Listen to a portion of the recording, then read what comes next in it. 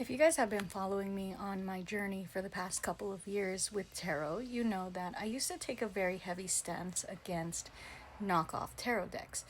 If you have watched my recent video talking about Liminal 11, you know why that is. So for those of you guys who don't know me, hi, my name is Star, and I used to take a very serious stance against knockoff tarot decks because I was a reviewer for Liminal 11, the publishing house, and they didn't want me making any content about knockoffs very specifically, and it's something that I was really passionate about back in the day.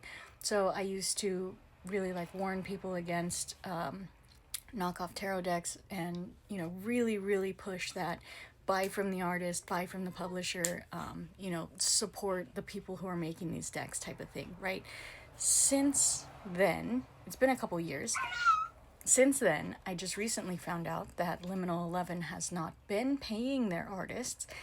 They are not very upstanding publishing house, and since then, I've kind of been reevaluating my stance on knockoffs because, for one, I never really got to make my own opinion about it. I never really got to form my own opinion. I was kind of given an opinion and told to enforce it. And I mean, for someone that I wasn't working for, I wasn't getting paid by or anything. I was just hoping to have a really good, long-lasting professional relationship with these people who are no longer good professional people. Anyways, so it originally started with me buying one of those pink neon Rider-Waite-Smith imagery tarot decks, and it was really hard for me to kind of talk about it because at the time I felt like those were still considered knockoffs. Again, I have since found out that the Rider-Waite-Smith imagery is public domain, so I started getting a little bit more okay, maybe this isn't so bad when it comes to at least the Rider-Waite-Smith imagery, right? I do have a lot of Rider-Waite-Smith decks, and for those of you guys who know, I've recently committed to getting rid of all of my tarot decks.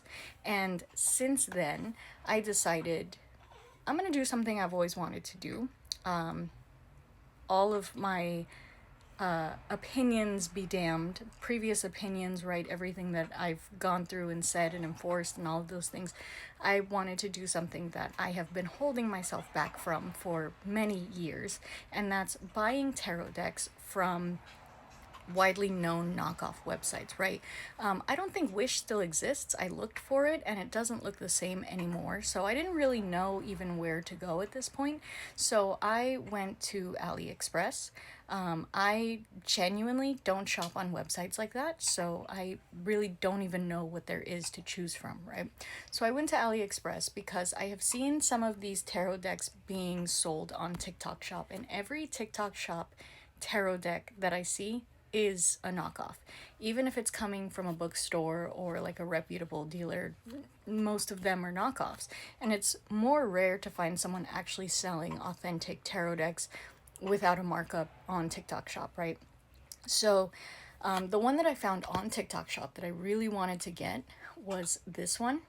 I looked for this high and low. I went through all of my avenues of looking for authentic tarot decks and could not find an original of this. So I don't know if this even exists, if this is something that was made specifically for knockoff sites or something like that. I have no idea. There's no artist information. There's absolutely nothing on this one.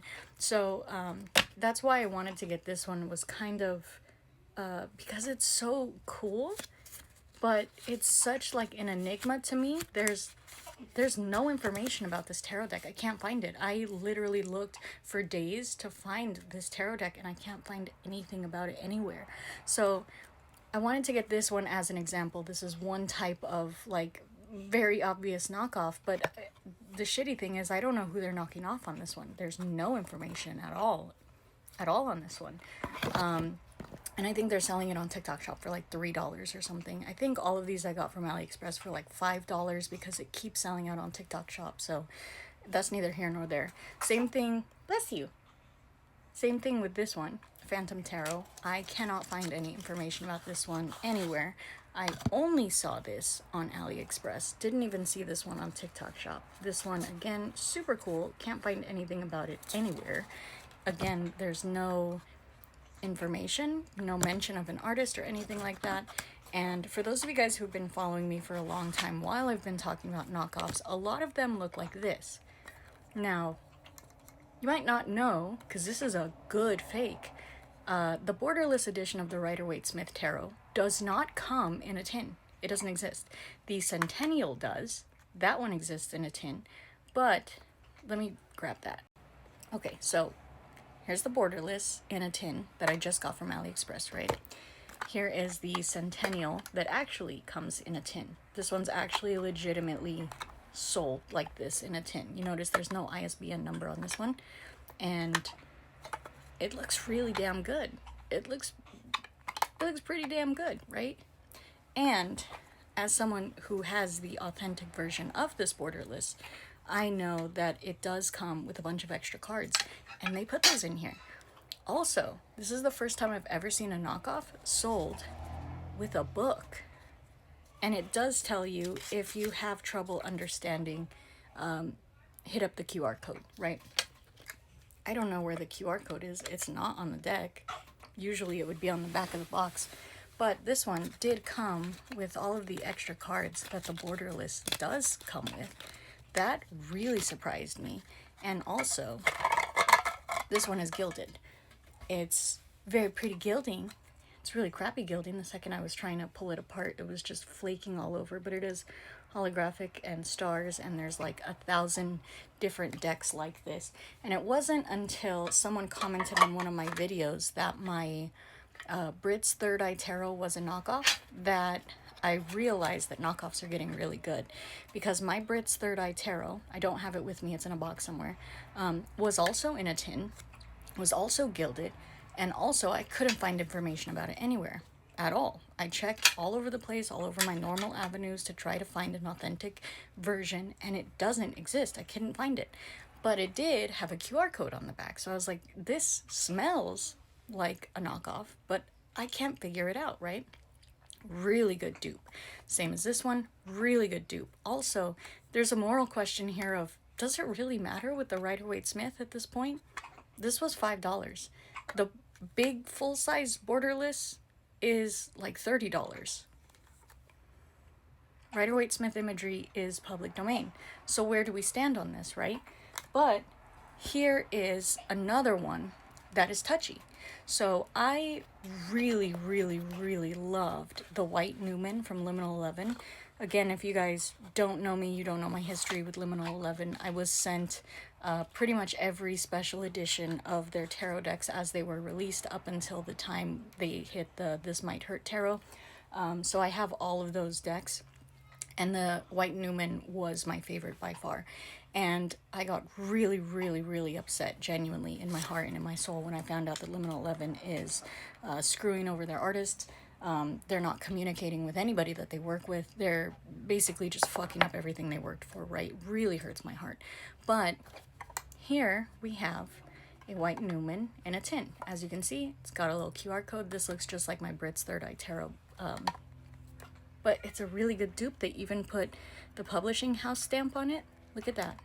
And on the back, it has information with the artist's name and tag and everything.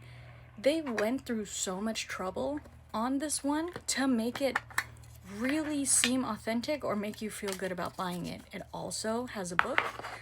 This one, however, has the US game system stamp on the book and is not the book that was written by Alba. Fun fact, the Liminal 11 edition does have a book that was written by Alba, so that's clearly important. But here you can see this one has the gilding, that fun gilding that they're putting on all of these tiny tin ones, and of course it is lower quality.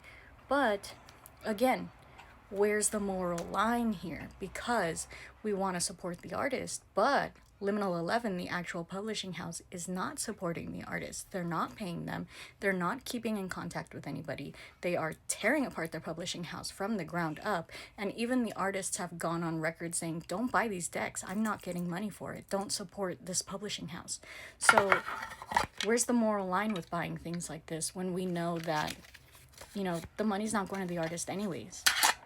This is very important to talk about, and I have been wanting to open this conversation for years. So I want to know,